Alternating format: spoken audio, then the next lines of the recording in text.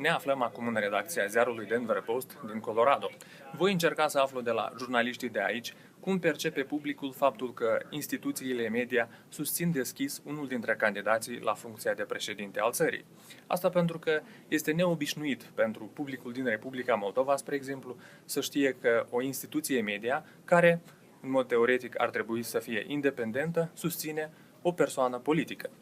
But it's a proud tradition in the United States, dating all the way back to the earliest revolutionary days of the country. Some of our founding fathers, like Benjamin Franklin, owned newspapers, had printing presses, and wanted to advance their views about how they thought the new democracy should work.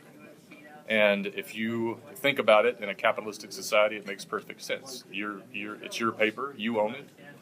You have the freedom of speech in the United States, which is a cherished tradition. And if you want to say which candidate you think is best to serve the country, you have every right to do so. So the problem that you identify, though, is, well, but doesn't that bias the paper's coverage? Because the paper's trying to do more than one thing. It's not just trying to have opinions, it's trying to present the news, which should be objective, it should be fair, Exactly. It should be reasonable. Does your reader understand that? In the United States, most readers understand that the editorial page, which expresses opinions, and the newsroom are physically separated.